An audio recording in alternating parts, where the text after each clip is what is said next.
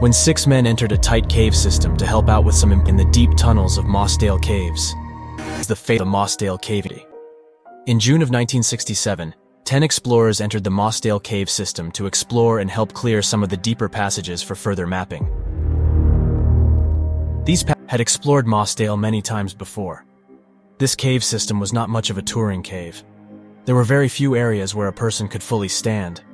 It was mostly grueling crawls or squeezing through wet spaces filled with rocks and mud.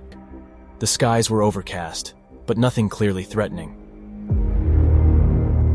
Dave and Jeff, at this point in the day, the men were starting their crawl through the Far Marathon Passage.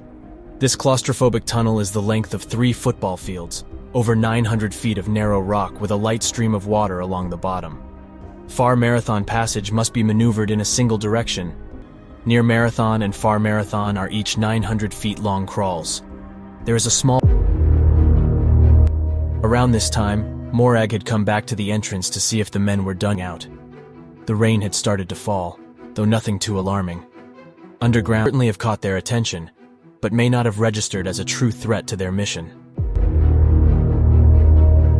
At some point, knowing they were 3 hours from the entrance, the decision was made to work for the day. Dave knew this cave system better than anyone. They had no idea just how much water was coming their way. Morag had returned to the cave entrance a final time at 9 o'clock. She was utterly horrified to see a lake of water collected around the entrance to the cave system. It was fully submerged and completely inaccessible. Far Marathon Passage. Though the water level had risen, they had no choice but to get back to a higher chamber as quickly as possible. This extreme distance, sure they would emerge on the other side in a higher chamber. Young Michael and experienced Jeff were the first 2 to squeeze going along the sides to the passage and into the larger chamber above. The other 4 men, the water flow was becoming more alarming. Dave, Adam, Michael would have asked Jeff what to do, where to go. The amount of water flooding into the narrow passage was only increasing with no safe place to escape. The haunting truth was that there was nothing that they could do. Dave had led the others into this same cramped tunnel it was beginning.